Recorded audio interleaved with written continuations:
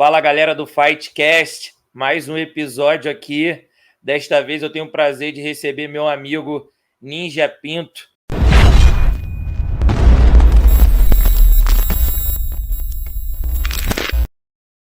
Faixa preta de jiu-jitsu e empresário nos Estados Unidos. Antes da gente começar esse bate-papo aqui, galera, eu queria pedir o apoio de vocês. Eu estou concorrendo à melhor mídia do jiu-jitsu pelo BJJ Stars. Então, se você acredita no nosso trabalho, gosta do nosso trabalho, corre lá no site do BJJ Stars e vota no VF Comunica. Eu conto com o apoio de vocês. No mais, muito obrigado, Ninja, por ter aceitado esse convite de vir aqui contar um pouco da sua história, que eu tenho certeza que vai motivar muita gente aí a correr atrás dos próprios sonhos. É um prazer ter você aqui. Obrigado, Vitor. Obrigado por me convidar. Vai ser muito legal poder dividir com a galera tudo que eu passei, né? Na verdade, eu vim para os Estados Unidos para dar aula de capoeira. Eu era instrutor de capoeira na época e o meu irmão teve a oportunidade de jogar futebol nos Estados Unidos. E eu vim junto com ele. Eu jogava um pouco também, mas eu não era nem perto do meu irmão. Mas eu já vim sabendo que nunca mais eu ia voltar, né? E daí, quando a gente chegou aqui, meu irmão começou a correr atrás do futebol, eu tentando dar aula para os lugares, e também joguei bola, que foi o que aconteceu, é que a gente acabou ganhando bolsa numa universidade para jogar futebol, e foi minha oportunidade de fazer uma faculdade, né, nos Estados Unidos. Eu me graduei, né, continuei dando aula. Quando eu cheguei aqui, eu já treinava jiu-jitsu, que eu comecei, na época era equipe Tose, no Brasil, com o professor Nato. Eu comecei com ele, mas eu era ainda faixa branca. Eu comecei com 17 anos, 16, 17 anos. Teu primeiro contato foi aquele de ir dar o primeiro passo no jiu-jitsu ali, faixa branca. Então, quando tu viajou para os Estados Unidos, você já ainda era faixa branca. Tu não tinha nem aquele pensamento de querer fazer carreira no esporte ainda, não, né? Eu nem imaginava, não passava na minha cabeça que um dia eu ia estar liderando uma academia, faixa preta, ganhando títulos. Isso não passava na minha cabeça. Eu queria dar aula de capoeira, mas eu adorava o jiu-jitsu. E um dos motivos que eu gostava muito do jiu-jitsu é porque o meu mestre de capoeira, ele vivia fazendo uns eventos de MMA meio clandestino na academia, sem luva, sem porra nenhuma. Era guerra mesmo. E eu participava. Só que eu era muito pequenininho, porque para quem não sabe, eu sou pluma, né? Então eu apanhava muito, porque os moleques grandes desciam o cacete em mim. E daí o Nato, que era um cara que era professor de jiu-jitsu, ele me conheceu numa das academias que meu mestre dava aula e viu que eu gostava de briga, eu gostava de sair na mão. E ele ofereceu, falou, pô, moleque, você tinha que começar a treinar para lutar, né? E ele começou a me ensinar jiu-jitsu e kickbox. E era no fundo da casa dele, era eu mais uns dois moleques que não tinha dinheiro para treinar. A gente ia no fundo da casa dele lá e saía na porrada. Daí o que aconteceu? A hora que o meu mestre capoeira fazia esses eventos de MMA clandestino lá, sem luva e sem nada, eu comecei a me dar bem, porque ninguém sabia jiu-jitsu. Ninguém. Então, a hora que eu grudava os caras, eu mesmo, faixa branca, finalizava a galera. Daí eu me apaixonei. Daí, quando eu mudei para os Estados Unidos, um dos primeiros lugares que eu fui dar aula de capoeira era uma academia de jiu-jitsu, onde o professor era o Nelson Liboni, Eduardo Cabral e Juninho Crivellari, que hoje o Juninho é da Checkmate. Eu ainda mantenho muito contato com ele, ele vira e mexe, vem aqui. Mas foram as pessoas que eu voltei a treinar jiu-jitsu ali, até virar faixa azul. Daí a academia faliu, todo mundo foi embora, eu comecei a fazer parte de um clube de jiu-jitsu que era longe pra caramba da minha casa, que depois formaram o KCBJJ, né, aqui, e era uma galera que sabia um pouco de jiu-jitsu e se juntava para sair na mão. E eu fazia parte disso, só que a minha intenção era lutar MMA, entendeu? Então eu não pensava ser só no jiu-jitsu. Tanto que aconteceu uma coisa muito ruim. Eu rompi todos os discos do meu pescoço e fiquei inútil por um ano. O médico falou para mim que eu nunca mais ia pisar no tatame. Isso foi em 2006. O médico falou, você nunca mais pisa no tatame, você vai ter que fazer cirurgia, esquece tudo isso. E eu discordei do médico, briguei com ele, falei, não, você tá maluco, essa é a minha vida, eu vou virar lutador, eu dou aula de capoeira, eu vou ser lutador de MMA. E ele, não, você não vai. Eu falei, não, mas eu vou lutar jiu-jitsu e tudo mais. Ele falou, não, você não vai. Eu falei, eu vou tentar alguma coisa. E foi quando uma aluna minha, que hoje é faixa preta, né, a Liana, ela era terapeuta, ela me ajudou muito com fazer o meu rehab, né, a minha reabilitação. E daí, logo que eu comecei a melhorar foi quando eu conheci o Peçanha, que daí eu voltei a treinar. O Peçanha foi até engraçado, que ela me ligou e falou assim, Ninja, tem um lutador aí brasileiro que não fala uma palavra em inglês. E na época, eu estava trabalhando já de intérprete profissional. Eu falei, eu vou. Eu ganho a entrada de graça na luta, eu vou. E foi lá que nos bastidores, lá o Peçanha se preparando para lutar, eu fui contando para ele a minha história. Ele falou, pô, cara, vamos treinar. Vamos... E a gente fez uma amizade aquele dia, onde toda vez que o Peçanha vinha para os Estados Unidos para lutar, ele ficava na minha casa. E a gente treinava o dia inteiro. Eu ajudava ele a perder peso, tudo, e ele me ajudava com o jiu-jitsu. E fomos criando esse relacionamento. Foi indo até que, eventualmente, eu comecei a dar aula para iniciantes na minha academia, não na minha academia, era uma academia de taekwondo, onde eu dava aula de capoeira. Eu tinha uma equipe grande de capoeira. E eu comecei a dar aula para 5 alunos de jiu-jitsu iniciante. E daí eu peguei a roxa, né? Onde foi aí que eu fui aprender a ter uma guarda, né? Parecida, vai um décimo da do Peçanha, né? Que ali é monstro, né? E eu comecei a lutar campeonato. Comecei a lutar campeonato de jiu-jitsu e fui me apaixonando mais e mais e mais. Daí eu fui campeão mundial Master 1 na roxa, que foi uma das coisas que falou assim, pô, é possível, né? É possível eu chegar em algum lugar. Dá para chegar. Dá para chegar. Daí várias coisas, que nem... Deixa eu voltar um pouquinho. Quando eu cheguei aqui, eu passei muita dificuldade. Eu tinha esse sonho de dar aula, né, de ter uma academia, mas eu tive que trabalhar em construção, controle de barata. Eu ia nas casas detetizando barata. Caraca.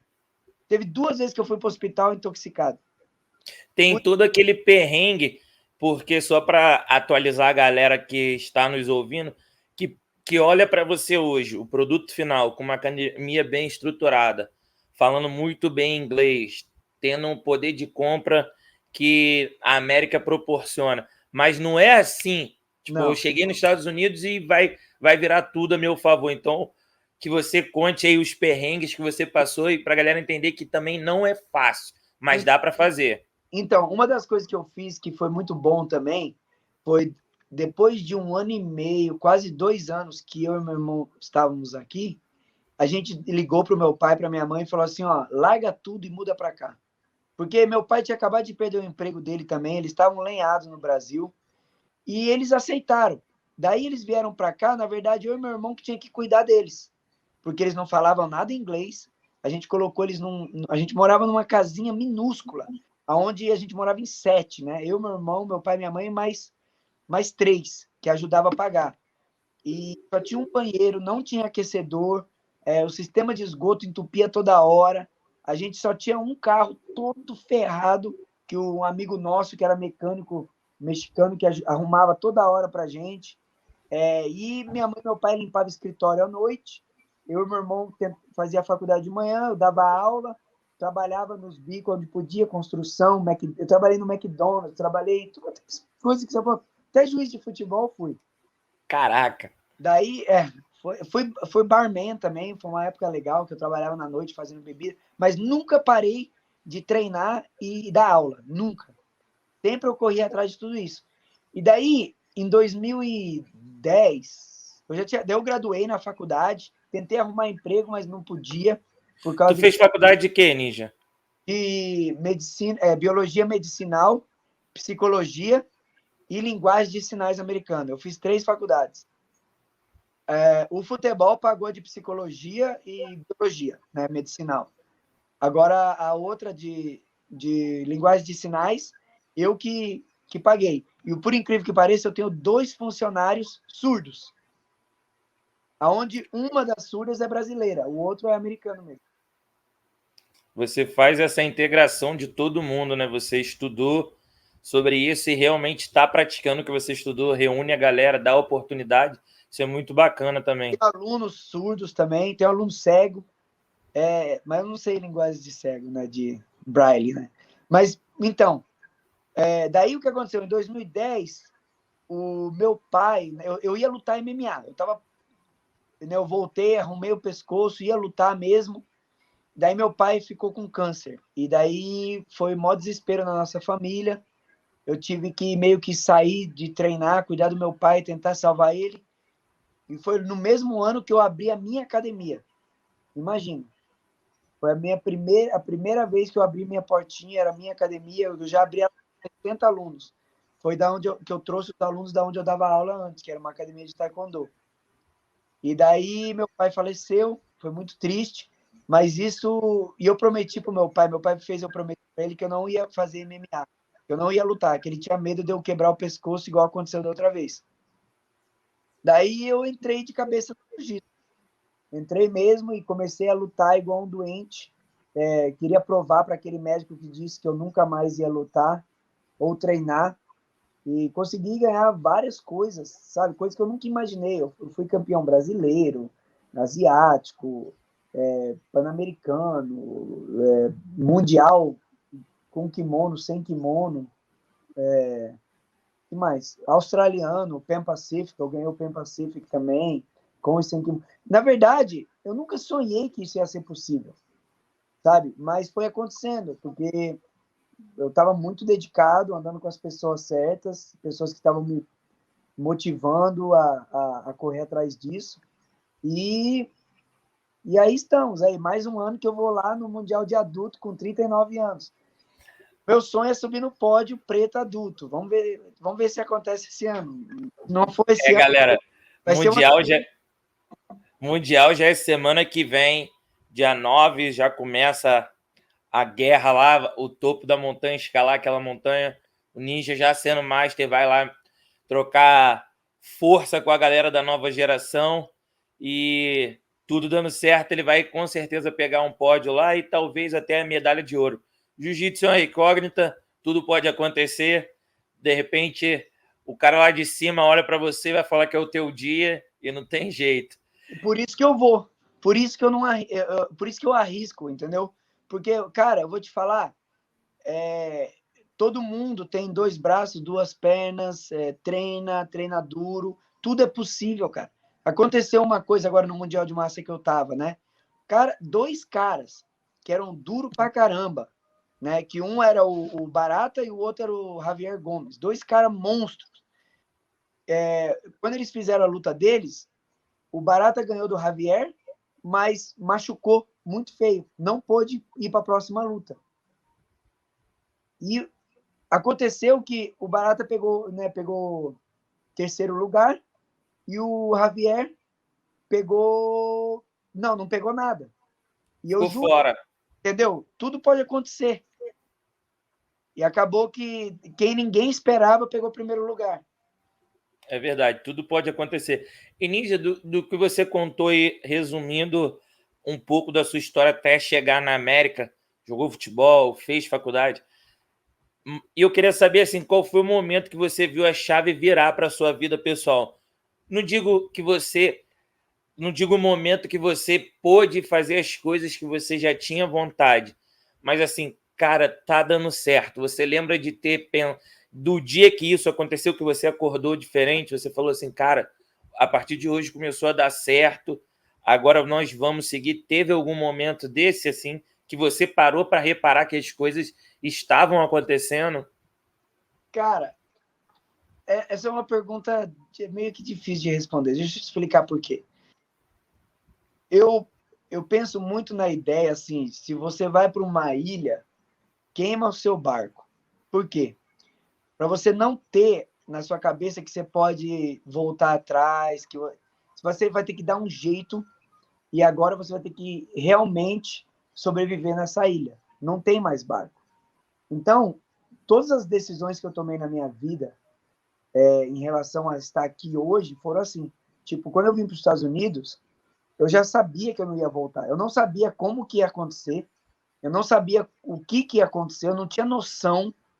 Eu não conhecia ninguém aqui. Na verdade, o meu irmão que veio com a oportunidade para jogar bola, e eu conheci o cara que deu moradia para gente no aeroporto.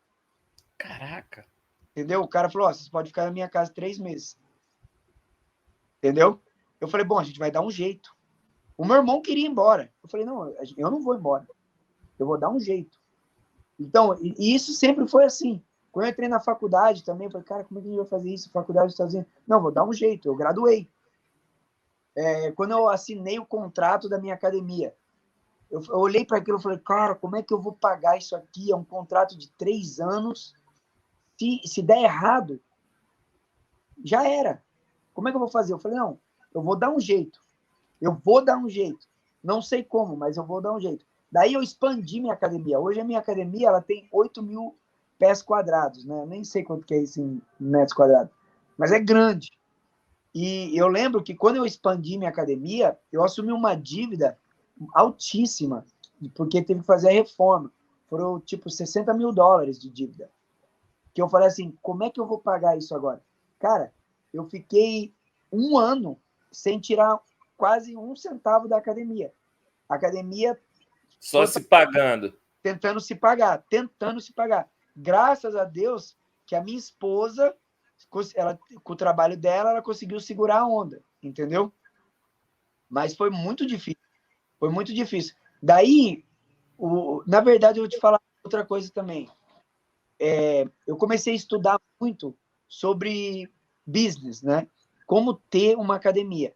Daí, teve um professor de capoeira, que hoje é um cara muito sucedido, americano, que eu conheci logo que eu cheguei aqui em 2003, 2002, 2003, quando eu conheci ele. E o cara me levava para dar seminário na academia dele, eu dava aula para 100, 150 alunos. E eu não entendia como é que aquele cara tinha tanto aluno daquele jeito. E eu fui De fazer capoeira. de capoeira. E eu conversava com ele, ele falou assim, Ninja, saber capoeira, ter um bom professor, um bom mestre, é o mínimo do mínimo. Isso aí, por isso que eu te trago aqui, você é o super-herói aqui, todo mundo bate palma para você, eu cobro a galera mó nota para treinar com você, daí você vai embora, eu continuo recebendo deles. Daí eu te trago de novo daqui 6 meses, entendeu? Daí eu falei, mas o que é então? Como que você tem tanto aluno? Ele falou assim, a parte administrativa, é um business. Daí ele falou assim, primeiro de tudo, você tem que aprender que a sua arte que você está ensinando, você tem que tratar como se fosse um curso de uma universidade, uma escola, entendeu? Você tem que ter um cronograma de aula, você tem que ter níveis diferentes, você não pode jogar todo mundo na mesma aula, você tem que ter várias... Tipo, ele foi me falando, e eu falei assim, cara, você tem como me ensinar tudo isso?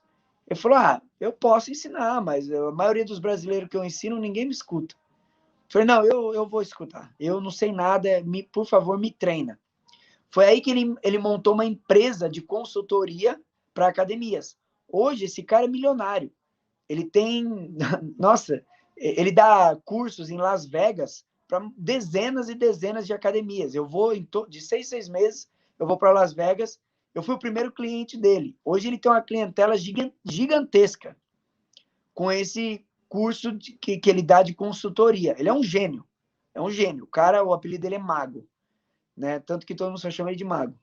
Ele me ensinou. E foi aí que eu aplicando as coisas que ele falava, eu vi que era possível.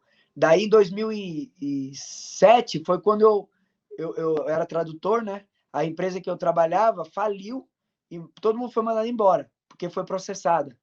E eu estava desempregado. Daí eu falei, Mago, eu vou cair de cabeça agora para fazer a academia dar certo. Eu não posso mais trabalhar em nada. Eu vou ter que fazer isso dar certo ou eu vou passar fome. Ele falou assim, então segue minhas instruções ao pé da letra. E foi aí que começou. Foi uma grande virada. Foi quando eu realmente entendi que eu não sabia merda nenhuma de como ter uma academia. E eu já tinha, tipo aí, uns 40 alunos, sabe? Eu achava que eu sabia. E eu comecei a seguir um cara que sabia de business e tudo que ele falava eu fazia no pé da letra. E aconteceu, entendeu? Eu comecei a ver o resultado. Eu comecei a ver, tipo, quando eu abri a academia, eu era o que limpava, o que fazia a secretaria, o que fazia as coisas no café, o que dava todas as aulas. Eu dava 40 aulas por semana.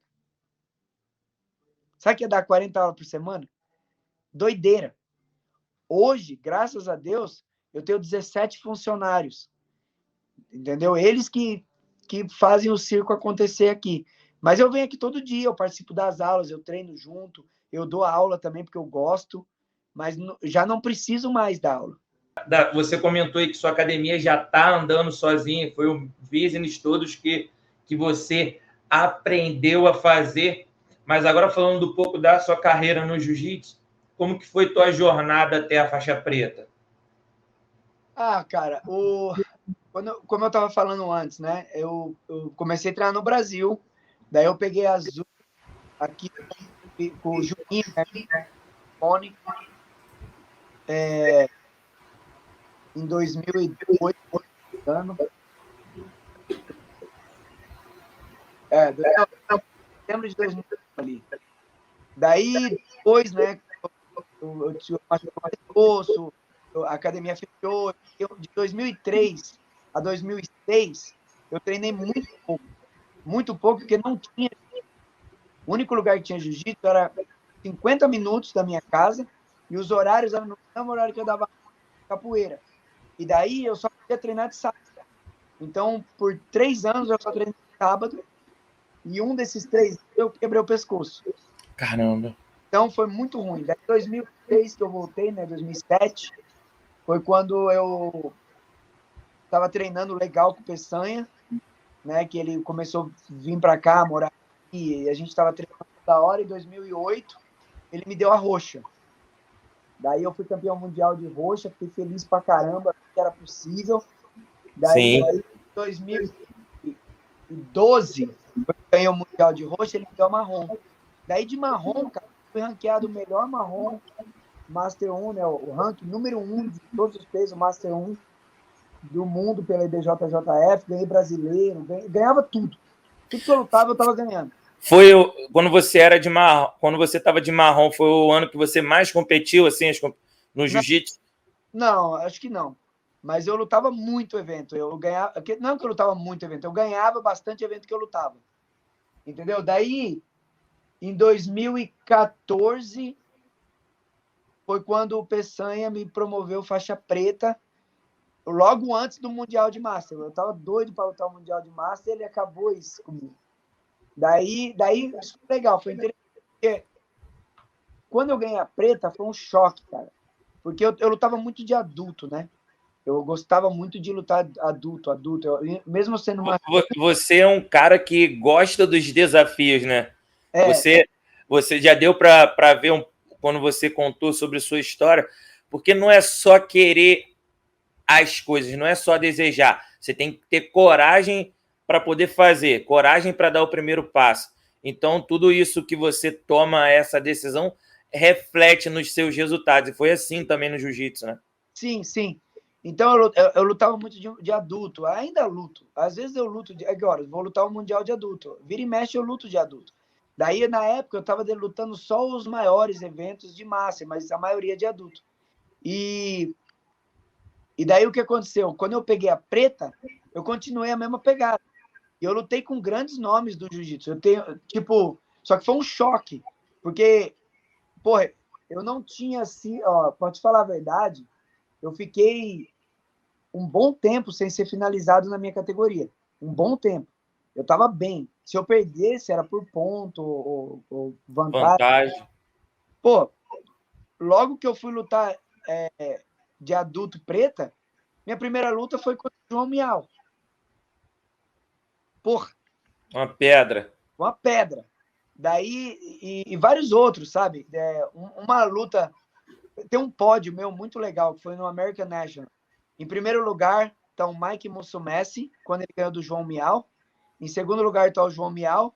E em terceiro está eu e mais um. Se eu não me engano, era o Maico Araújo, o Maico Borges Araújo, que é o marido da Karen Borges. Que da Checkmate. Da Checkmate, é. Pô, é um pódio massa pra caramba. Eu com 30 e... Sei lá quantos anos eu tinha, Master, né? Eu devia ter uns 30 e... 2014, eu nem sei quantos eu tinha. Eu tenho uns 34, 35, sei lá. E eu tô num pódio de adulto, assim, daquele jeito. Por isso que eu te falei, é possível, cara. Dá certo. É possível. É difícil? É muito difícil. É muito difícil. Mas não é impossível. Entendeu? Então, se é possível, se tem 1% de chance Então dá, então eu vou. Foi assim que eu consegui montar a academia, que eu achava que era possível, mas eu não sabia como fazer. Então eu meti a cara, porque uma das coisas é o seguinte também, Vitor, eu errei muito, muito, muito, muito em como ter uma academia. Só que toda hora que eu errava era uma grande lição. Hoje, hoje eu dou curso de como ter academia. Eu tenho clientes no jiu-jitsu, que são faixa pretas de jiu-jitsu, que eles fazem consultoria comigo. A gente, na verdade, o Mago, que era o meu mentor, ele montou um branch, né, da empresa dele, que chama Million Dollar BJJ, né? E eu sou um dos líderes do Million Dollar BJJ. E eu dou consultoria, eu tenho funcionários meus que trabalham comigo, a gente dá consultorias, reuniões semanais, tudo mais, de como ter uma academia. E o resultado é massa, cara. Massa, é muito legal. E qual é a mensagem principal dessa mentoria? Quando os caras vão para aprender com você, qual é a primeira coisa que você diz para ele? Qual é o primeiro passo que é imprescindível não fazer para poder dar certo? Tem alguma coisa? Por exemplo, como você comentou que você pediu o seu professor de capoeira para te ensinar, seu mentor, ele falou assim: eu ensino, eu falo para eles, mas eles não fazem. Então, não deu certo que eles não fazem. Tem uma frase que você repete para eles assim toda vez? Sim, é meio que grosso às vezes, mas eu falo assim, olha, esquece tudo que você sabe sobre academia. Tá tudo errado. Porque normalmente o pessoal do Brasil vem com uma mentalidade totalmente diferente de como que são as coisas aqui nos Estados Unidos, entendeu? Então eu falo assim, o meu mentor sempre fala para mim, tem que ter um paradigm shift, que em português é uma mudança de paradigma, não sei, uma coisa assim, que é a mudança da mente.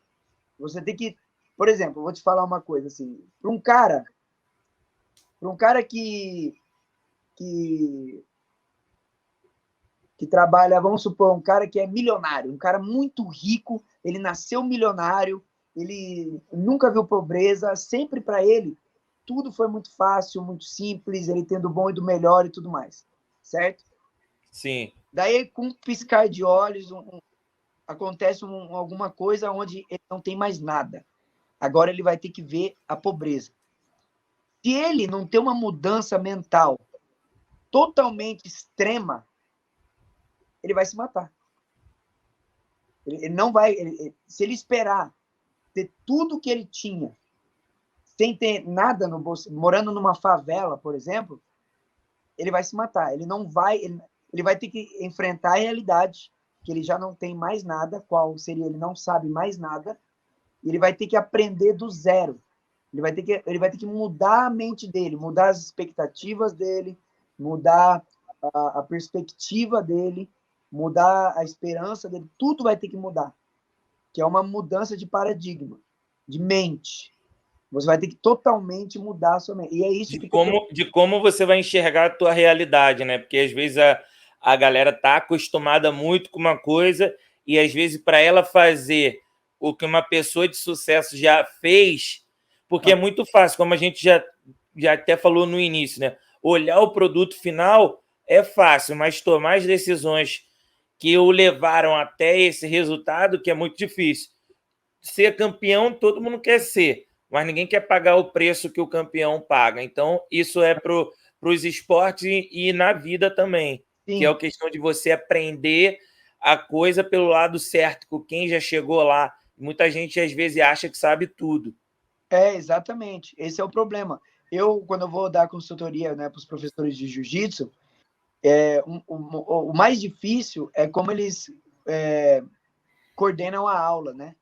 Porque muitos professores de jiu-jitsu fazem assim, não, põe todo mundo na aula, cada dia vai mostrando um monte de técnica, faz a galera, sabe, o filho chora e a mãe não vê ali. Eu falei assim, não, legal, legal, isso é bom para você ter uma equipe de competidores, né, pesados, mas eu vou te falar uma coisa, uma equipe de competidores você vai montar a cada 200 alunos que passarem na tua mão, talvez 5 vão virar competidores. Os outros 195 não vão.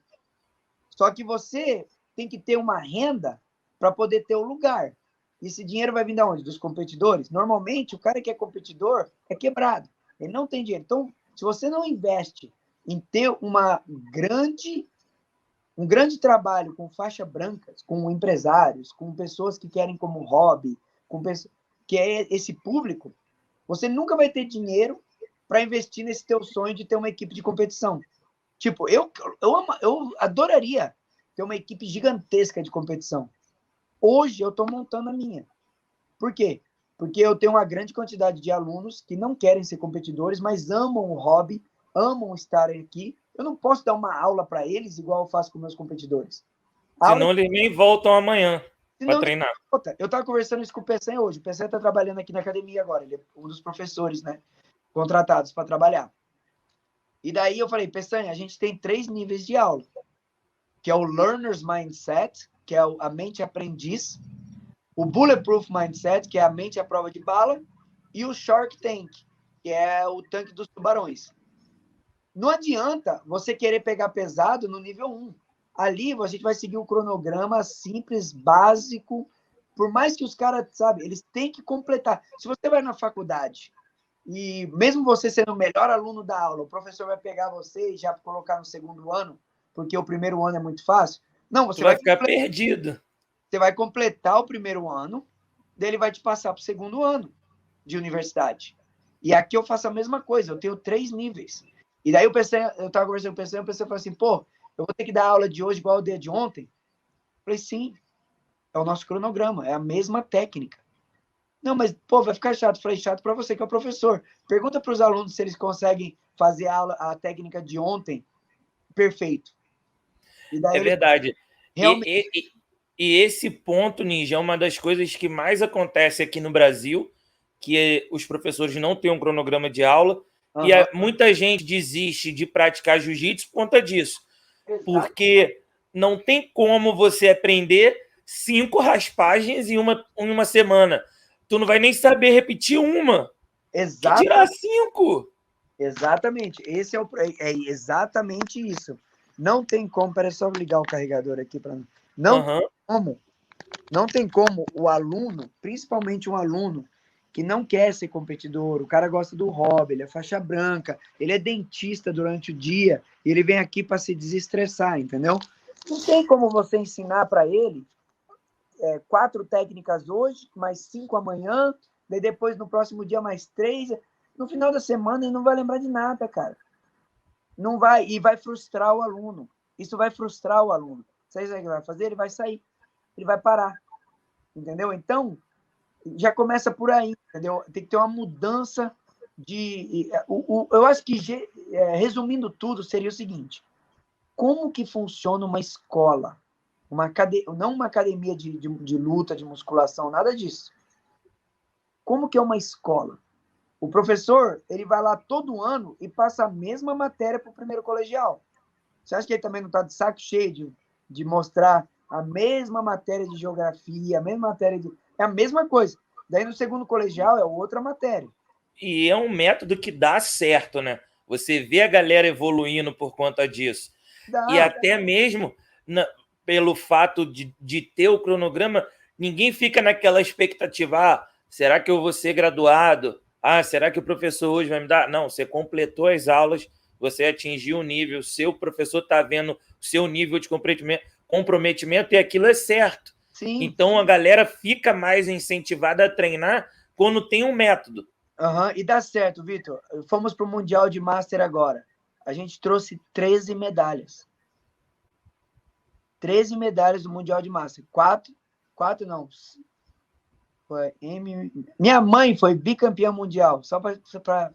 Caraca, que legal, cara. Minha mãe foi bicampeã, e ela ganhou categoria absoluta, viu? Lógico. Cara, que faixa? Agora, ela era azul, daí eu dei a roxa no pódio. Caraca, tirou onda. Ela pegou a roxa no pódio, ela ganhou a categoria, depois fez 2 lutas no absoluto, foi double gold, né? 2 medalhas de ouro, Dona Lola trouxe.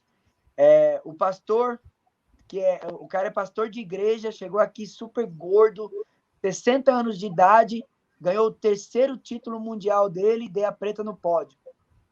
A Amy, que foi campeã europeia, tem 41 anos de idade, fez 5 lutas, pegou o primeiro lugar também, dei a roxa no pódio. E o Kaz, que é um americano descendente de japonês, ele também tem 40 anos, fez 5 lutas, pegou a roxa no pódio também. Foram todos os primeiros lugares. O resto foi tudo segundo, terceiro lugar. Cara, que bacana. É um método que dá certo. Essa experiência, assim, contando próximo a mim também, Márcio André é um cara que faz isso também. A escola tem um cronograma e uma vez ele trouxe um amigo nosso do Brasil para dar uma oportunidade a ele. Márcio falou, ó, a semana tem que ser essa. Eu não vou estar aqui, mas o meu sócio, ele também treina. Então ele vai estar avaliando você. Se você fizer tudo certinho, é certo dele contratar você para dar aula aqui com a gente. Tudo bem. Deu Aí errado. na primeira aula que Márcio foi, ele deu a aula certinho. Já no segundo e terceiro dia, ele já fazia do jeito que ele queria. Aí ele disse a mesma coisa. Cara, vai ficar a aula chata, vou repetir a mesma posição. Aí o Márcio conversou com ele, cara, vai lá e pergunta para a galera qual das posições que você ensinou ela aprendeu. Nenhuma. Porque não deu tempo. Ô, Vitor, eu tenho aqui comigo uns 3, 4 faixas pretas que eu trouxe do Brasil. Eu tenho o mesmo problema, cara. Eu tenho que ficar em cima dos caras para seguir o cronograma. Não é fácil. Não é fácil. Eu já tive que mandar a gente embora por causa disso, que o cara quer ir lá e dar a aula que ele quer. E daí tá fora do sistema. Tá fora do mecanismo. E bagunça tudo, entendeu? Porque, querendo ou não, cara, uma escola, uma universidade, ela tem que focar no desenvolvimento do aluno. Do aluno. Independente se o cara é atleta ou não, se o cara tem habilidade ou não. Pô, eu tenho, como eu te falei, eu tenho aluno aqui que é cego, cara, e compete. Entendeu? Eu tenho que focar nele também. Eu tenho que fazer uma aula onde ele vai sentir que ele é capaz. Surdo, eu tinha 2 alunos surdos, tem de tudo. Então, uma aula de inclusão também, né? E daí eu tenho o Shark Tank. O Shark Tank, que acontece 2 vezes por semana, lá o filho chora e a mãe não vê mesmo. Lá é muita técnica, é muito rola, é muito. E outra, o cara tem que qualificar para entrar na aula e custa mais caro. Sabe por que custa mais caro? Para ele valorizar. A época que eu comecei o Shark Tank, que era uma aula mais pesada, só para os avançados, e não cobrava a mais, ninguém levava a sério. Sabe o que eles faziam? Continuava na aula normal, batendo nos faixa branca. Daí eu falei, vou fazer o seguinte, essa aula agora custa tanto mais por mês. Para qualificar, você tem que ser pelo menos faixa azul. Senão você não pode nem entrar na aula, nem assistir a aula. Né? E lá a gente pega pesado nessa aula. E é só 2 vezes por semana. Resultado, tá lotada a aula. Só porque eu comecei a cobrar. A galera também gostou do desafio. E daí, quando dói no bolso, as pessoas valorizam. Nada que é de graça. Uma das coisas que eu faço na minha academia, que dá muito certo, e não tem aula experimental, não existe isso. Entendeu? Você pode comprar o programa experimental. Custa $29 e você faz 2 aulas na semana. Tipo assim, ou você entra no...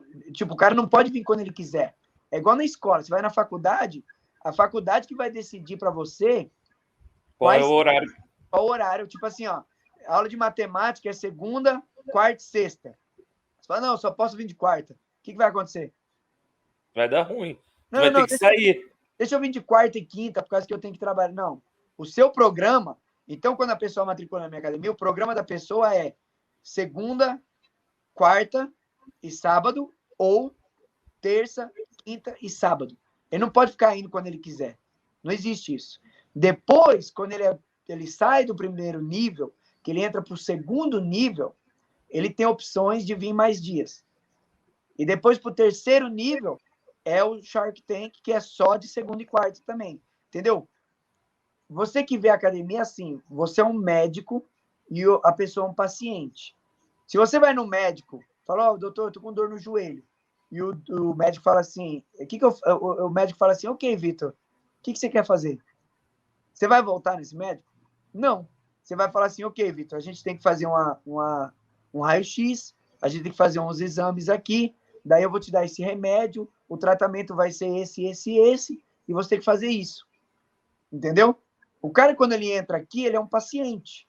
Eu vou falar assim, ok, o seu nível seria a aula Learner's Mindset, você tem que treinar de segunda e quarta, você vai ficar ali 16 semanas, aqui está o cronograma para você já acompanhar de casa, eu já dou na mão dele, para ele saber o que ele vai aprender, tipo, meses antes, né? Que é o programa inteiro, e a sua presença na aula é extremamente importante, senão você não vai graduar, senão você não vai, e a gente faz chamada toda a aula, o professor é obrigado a fazer chamada, o cara que não vem na aula, ele não muda de nível, igual qualquer faculdade. Então, a minha academia hoje é uma universidade, exatamente, tem diploma, tem tudo, entendeu? Tem primeiro, segundo e terceira série. Quando o cara termina a terceira série, é quando ele vira faixa preta, mas ele pode continuar fazendo parte de todos os cursos. E a galera também gosta muito ver como profissional uma academia organizada, né? Porque ninguém também vai para uma aula que o professor ensina A, B e C, tudo embolado e joga para você. Então, tipo, quem está fazendo isso, principalmente nos Estados Unidos, tendo essa organização, está saindo muito na frente. É perspectiva, cara, porque se você, por exemplo, o cara, ele entra na academia, ele tem que ter uma perspectiva assim de, ok, onde eu tenho que ir? O que eu tenho que fazer? Qual é o meu primeiro passo, né? O que me leva a virar um faixa azul? Quem que decide isso? É tempo? É técnica? Eu tenho que lutar campeonato? Porque o cara, ele entra, ele eventualmente ele quer virar um faixa preta. Eventualmente. Entendeu? O cara não entra para nunca ganhar uma faixa. O cara não entra para não melhorar. Mas você tem que dar uma orientação para ele. Olha, é isso aqui que você tem que fazer. Você vai ser avaliado nessas critérios. Entendeu? Você tem que completar esse programa. Você pode ou não lutar campeonato. A sua presença tem que ser boa. O seu desenvolvimento vai ser avaliado pela gente. Tanto que aqui, a gente, no Learner's Mindset, eu tenho isso. Você tem o boletim do aluno. Então, são 16 semanas de trabalho. O aluno, ele é avaliado uma vez por semana no boletim. Tem a foto do aluno, o nome do aluno, e se ele fez... Sensacional isso. Se ele fez...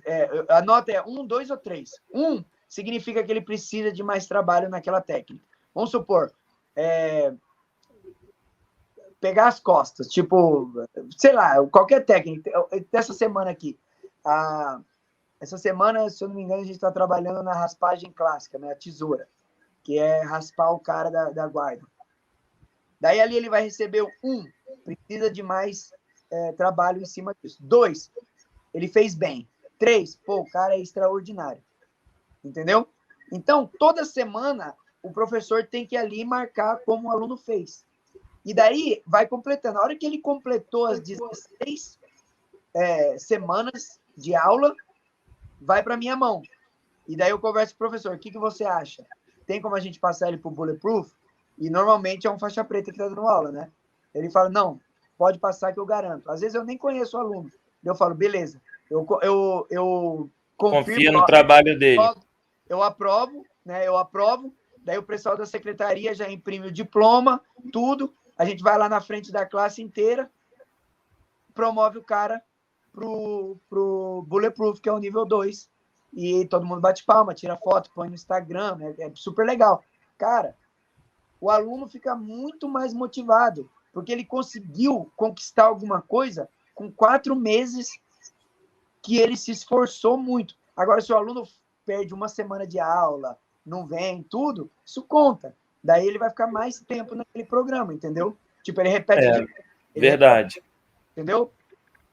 Porque o quanto mais você falta, mais você atrasa sua evolução. Exatamente. E, Ninja, isso é muito interessante da galera ver o quanto que no jiu-jitsu é igual uma escola. Para você ser bom, você tem que treinar.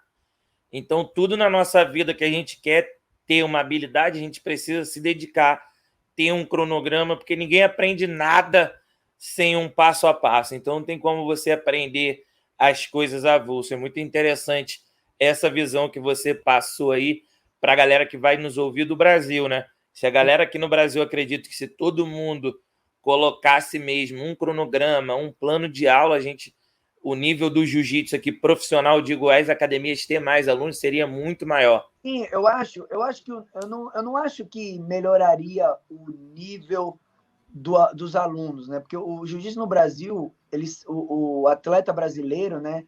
Eles são muito esforçados, eles são muito bons, o nível é muito alto, né? O pessoal novo, o pessoal. O que isso ia gerar é o seguinte: maior estabilidade para o professor investir mais no trabalho dele, na academia dele.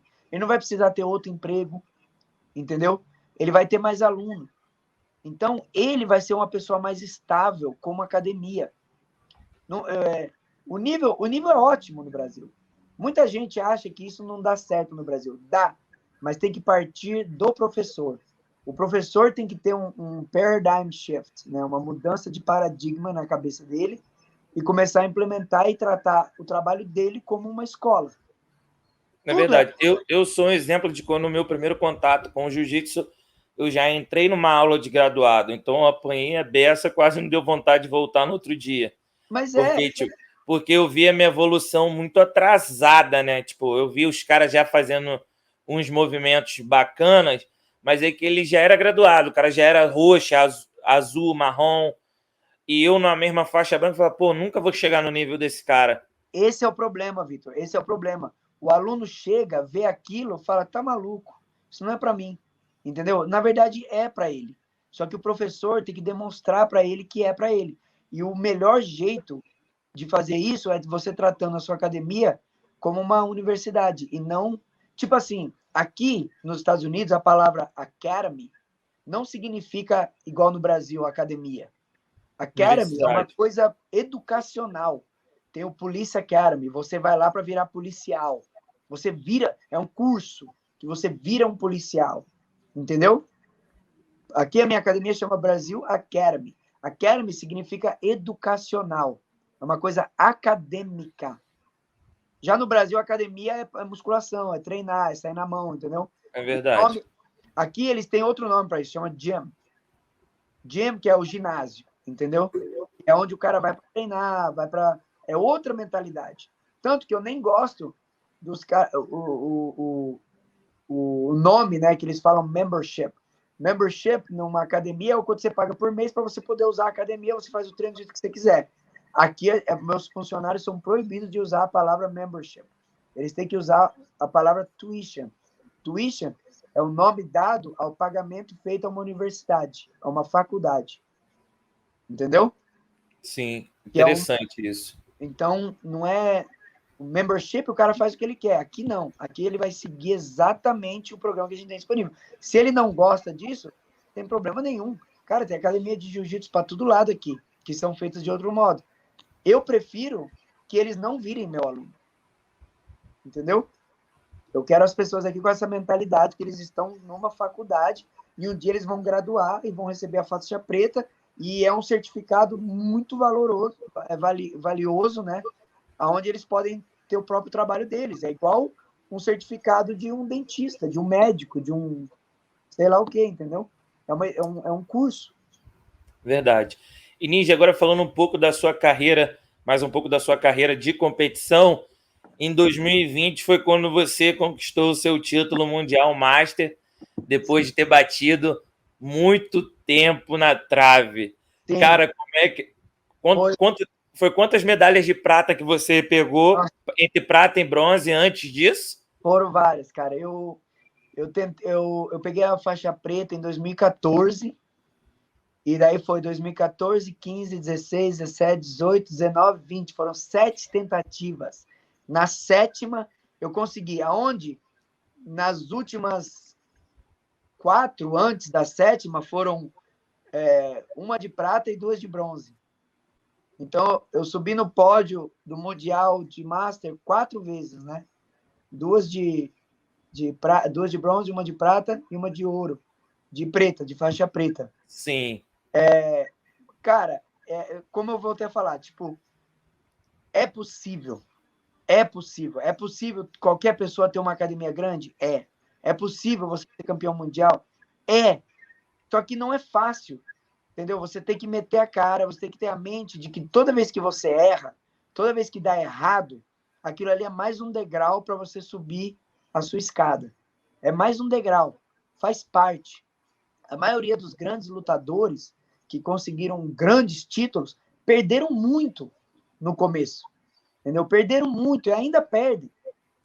Igual teve uma entrevista do Michael Jordan que ele fala: a galera fala que eu ganho muito, mas também esquece às vezes de mencionar que eu perdi muito. Exatamente. Quando eu ganhei o título, todo mundo, pô, mas não tô surpreso, você ganha tudo, você ganha coisa pra caramba, quem não tá no meio do jiu-jitsu, né? Eu Sim. falo, cara, vocês não têm noção o que eu perco. Entendeu? É muito mais. Tu acredita que você ter batido na trave 7 vezes o tornou um atleta melhor para, enfim, conquistar o Mundial? Você aprendeu mais com a derrota ali, amadurecimento, Sim, porque você carregar lições que fizeram você um atleta melhor? eu acho que sim, porque,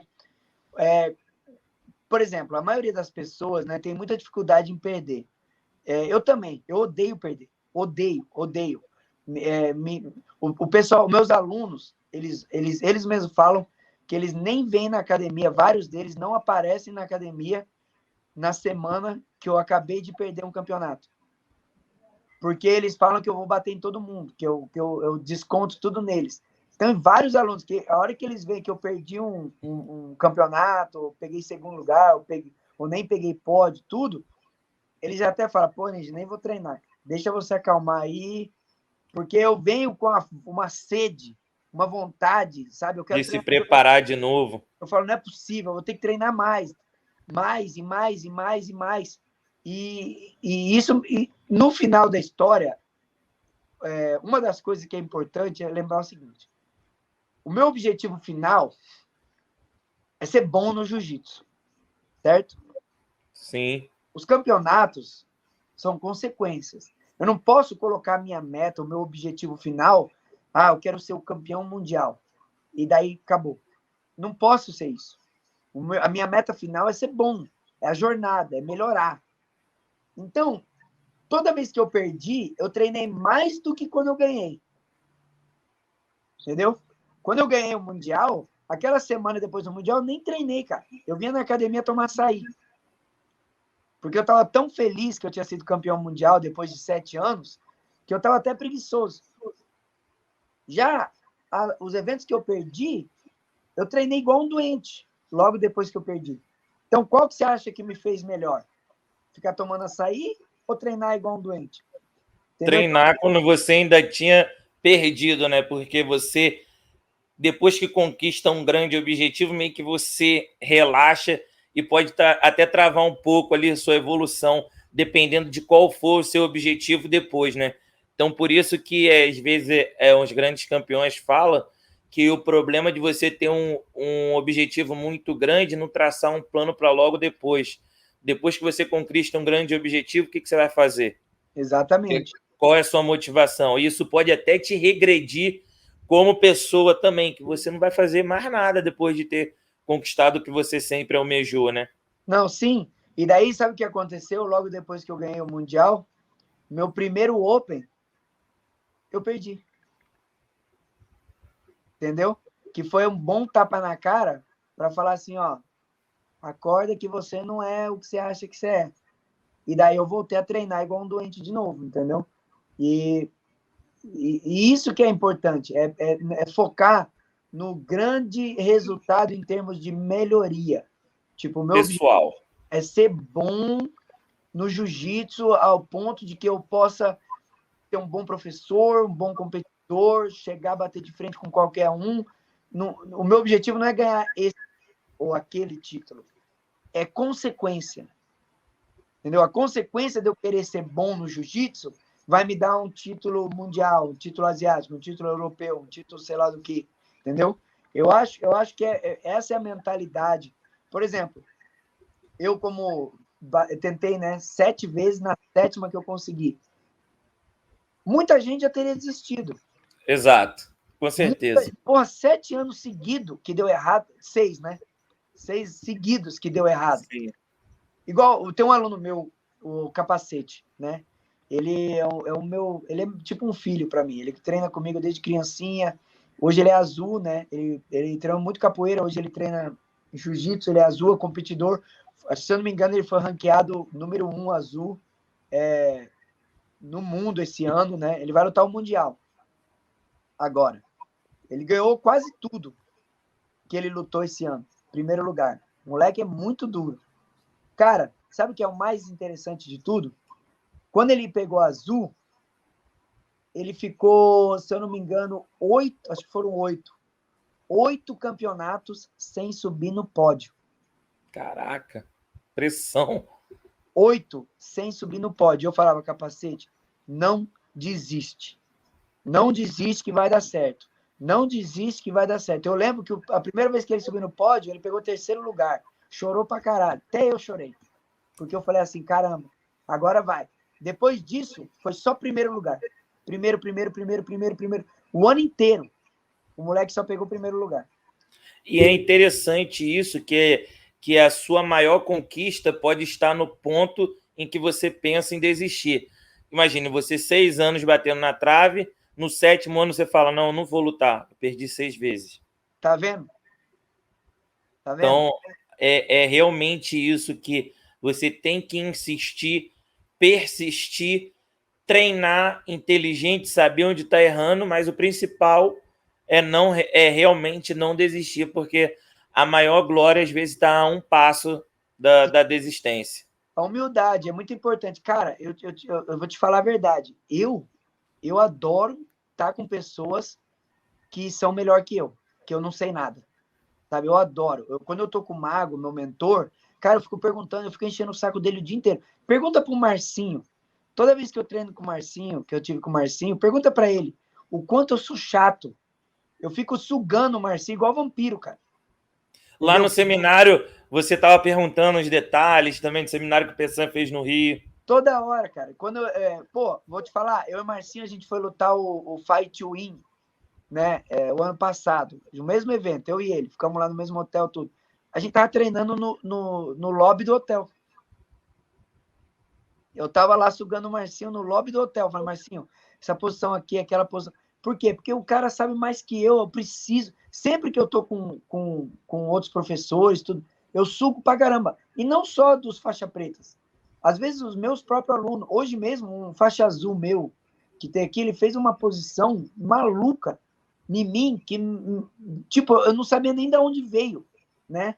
Um lockdown, que ele entrou numa raspada. Eu falei, caramba, como que você fez isso, cara? Eu não conseguia sair. Terminou a aula, eu fiquei pedindo para ele me ensinar. Entendeu? Por quê? Porque eu não sei. Entendeu? Você tem que entender que você não sabe. Eu não sei. Então eu fico sugando, eu fico pedindo, eu fico implorando as pessoas para aprender o máximo do máximo do máximo. Vou te falar uma coisa engraçada. Sabe o que eu estou trazendo para dar um seminário aqui, daqui 3 semanas? O cara mais me bateu em campeonatos de jiu-jitsu na minha vida. Eu nunca perdi para a mesma pessoa tantas vezes na minha vida. João Miau. Eu já perdi para ele 4 vezes. 4 vezes. Eu falei, João, você já me deu um pau 4 vezes. Lógico que uma luta que foi por pontuação, que eu fui bem pra caramba, mas mesmo assim eu perdi. Não tenho crédito, não. Falei, cara, eu preciso te levar lá para dar um seminário na minha academia, eu preciso aprender com você, cara. Porque nenhuma vez eu cheguei perto de ganhar dele. Das 4 vezes. Entendeu? Eu tenho que aprender com ele. Então eu tô trazendo ele para dar um seminário aqui na minha academia. Irado. É que você também é um cara que tem a mente aberta, né? Como a gente conversou no início do podcast, você ter uma mente aberta, você estar disposto a aprender, te torna uma pessoa melhor em todas as áreas da sua vida, né? Eu posso contar nos dedos quais são os tipos de pessoas, professores do jiu-jitsu que fariam isso? São poucos. É difícil, porque o que acontece, as pessoas, eu não sei se, para mim, é o ego, sabe? Eu vejo diferente. Eu acho que é porque eu nunca imaginei que eu ia ser faixa preta de jiu-jitsu. Eu comecei a treinar com o jiu-jitsu porque eu acho que eu queria lutar MMA. Na verdade, eu comecei o jiu-jitsu para não apanhar nas rodas de capoeira, de MMA que tinha clandestino lá, entendeu? Então eu não pensava em virar um faixa preta, eu não imaginava ter. Pô, hoje eu tenho tanto. Eu nunca imaginei ter tanto aluno assim na minha vida. Hoje a academia aqui, se eu não me engano, a gente tem de jiu-jitsu, acho que uns 215 alunos. Caraca, muita gente mesmo. Então, e eu tenho o programa de capoeira e de Muay Thai também. Então, eu nunca imaginei isso. Então, para mim, isso, tipo, parece que eu nem mereço, sabe? Então, eu tenho que aprender mais, eu tenho que estar preparado para liderar uma equipe dessa. Então, se eu achar que eu sei, eu vou fazer merda. É verdade. Do mesmo jeito que eu dou consultoria para os caras, eu tenho a minha reunião com o meu mentor. Mas esse é o diferencial. Esse é o diferencial. Eu lembro de uma conversa, para quem não sabe, eu faço assessoria para o Ninja de imprensa, a gente trabalha junto. Na primeira vez que a gente tinha conversado, você falou sobre ter um mentor, que você tinha um mentor. E eu já estava pesquisando um pouco sobre isso, pensando, falei, cara, eu sei que eu sou bom no que eu faço, mas eu nunca conversei com alguém da minha área que já chegou aonde eu quero chegar. Vou procurar um mentor. Aí eu encontrei conversei com a pessoa, o cara abriu um mapa assim, eu falava assim, pô, eu praticamente estou fazendo tudo errado, sabe? Exatamente, Vitor. E é assim que eu me sinto, cara. Que é assim que eu me sinto toda vez que eu falo com o meu mentor, quando o Marcinho, que é um puta de um competidor monstro, toda vez que eu falo com o Marcinho, eu saio bravo. Eu falo assim, mano, não acredito, tô treinando tudo errado, tô fazendo a posição tudo errada. Aí eu falei assim, cara, será que eu não sei fazer nada? Aí ele, não, cara, você sabe, às vezes você só está fazendo da maneira errada. Você sabe. Então, com a minha experiência, o que eu já testei, vai te economizar muito tempo na estrada. Então, foi aí que eu comecei a produzir muitas coisas diferentes, fazer muitas coisas diferentes, saber lidar melhor. Então, tipo assim, eu achava que me comunicava bem. Eu achava. Quando eu conversei com ele, eu falei assim, caraca, cara, então eu nem sei falar direito. Não, Ele, não, ó, é que você pode fazer várias técnicas e tal para melhorar. Eu falei, pô.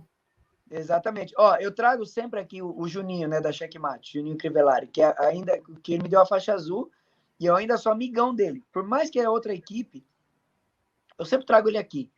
Cara, o cara o nível dele técnico é ignorante, como um coach, como um técnico, tudo.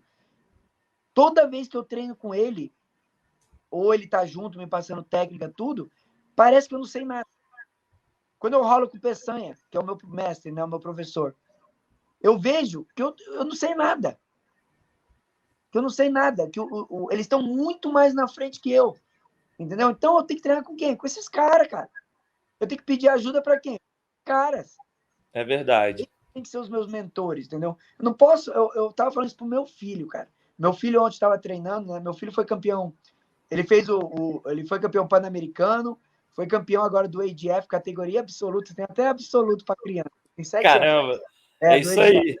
E ele foi campeão do Mundial de Master, teve o Kids International, também foi campeão. Tá ligado? Daí, eu tava conversando com ele, porque ele tava treinando, né, na aula, e eu coloquei ele para ir com os moleques maiores, né, os moleques que ele apanha. Daí ele veio chorando e falou, pai, por que você não põe eu para lutar com os meninos da minha idade, do meu tamanho? Você só põe eu para lutar com os grandes. E daí eu falei assim, Cauê, eu vou te explicar uma coisa. Os meninos da sua idade, você bate em todo mundo, cara. Não tem graça para você aqui na academia, né? Você tem que treinar, você tem que perder um pouco. Meu irmão não gosta de perder. Eu falei assim, não, você tem que aprender que para você ganhar o campeonato, você vai ter que treinar com as pessoas que te dão mais dificuldade. Que é ali onde você vai ficando mais habilidoso, suas técnicas vão melhorando, consequentemente, você vai ganhar mais campeonatos por conta disso, né? Exatamente. E é bom que a criança já comece a ter esse tipo de mindset, né? Ainda mais no mundo que a gente está hoje, onde as pessoas estão muito maldosas, onde que as pessoas são mais malandras, sempre vai querer passar o outro para trás, então você já fica com a mente forte de saber se alguém quiser colocar você uma derrota, você vai saber, não, vamos fazer isso aqui que assim a gente não vai perder. Então Exato. fica bem bacana isso. E, Não, cara, a gente chegou para falar sobre isso, né? De mindset. Cara, minha cabeça está aqui já várias ideias do que eu vou fazer depois. Essa aqui foi, certamente, um top 3 das entrevistas que eu mais gostei de fazer esse ano, cara. sério, que legal, cara. Fico feliz de saber. Cara, porque eu tô na missão de trazer aqui pessoas do jiu-jitsu, mas não necessariamente competidores. Sim. Para a gente chegar, furar essa bolha, a gente tem que conversar e produzir também com pessoas que não só competem. Então, você é um empresário de sucesso, tem o seu lado competitivo, mas o que você agregou de percepção para ser empresário no jiu-jitsu foi muito bom aqui. Eu acredito que é um dos primeiros a falar abertamente sobre isso no público brasileiro, né? Porque é mais que você sabe que essa questão de mentoria, ter um mentor, estudar com quem já chegou onde você quer chegar, é mais aí nos Estados Unidos. Aqui no Brasil, a galera tem um pouco de ego ainda. Vai me ensinar o quê? Vou aprender sozinho. Então, cara, Ninja, muito obrigado pelo teu tempo, cara. Foi muito bom essa resenha com você e, cara, estou muito animado para colocar em prática várias coisas que você falou aqui hoje. Cara, o prazer é todo meu, Vitor. Muito obrigado por poder dividir com você e com a galera toda. Passe o meu contato para quem quiser. Tem o link aí da minha academia do Instagram, o Brasil Academy. O meu também é @ninja_pinto, que é o meu Instagram também. Quem quiser entrar em contato, o que eu puder ajudar, se eu puder ajudar, vou estar felizão de dividir com vocês, porque realmente quem já passou pelo caminho e chegou onde você quer chegar é o seu melhor ajudante, é o seu melhor, a melhor inspiração. Por isso que eu quero sempre estar com pessoas muito mais inteligentes que eu. Não que eu sou inteligente, eu acho que eu não sei nada. Eu acho que eu tenho que aprender toda hora, entendeu? Eu tenho esse negócio dentro de mim, que eu, não sei o suficiente, tem que aprender. Então, eu tento treinar com os caras mais duros, conversar com os caras mais sábios, né, de business. Eu leio muito livro, isso é importante também, cara. Eu gasto muito do meu tempo lendo livros, porque, o que eu já aprendi em vários livros sobre business, marketing, até como dar aula. Eu li alguns livros de psicologia, né? Eu também eu me formei em psicologia. Sim. Livros de psicologia esportiva, psicologia infantil, psicologia feminina, essas coisas, tudo muda. Tudo é muito diferente, entendeu? Não tem como você dar aula para homem e mulher igual. Você tem que ter um pouco de diferenciamento. Idades de criança, eu tenho 3 turmas de criança. Por quê? Porque de 4 a 6 anos é uma mente, de 7 a 10 anos é outra, e de 11 a 14 é outra. Entendeu? Não tem como pôr todo mundo na mesma aula. É verdade. É outra mente. É verdade. É isso aí, pô, muita lição maneira, cara. Galera que parar para assistir essa entrevista vai ser um professor melhor, um empresário melhor. Ninja, muito obrigado mesmo. E até a próxima. Nós estamos juntos. Os.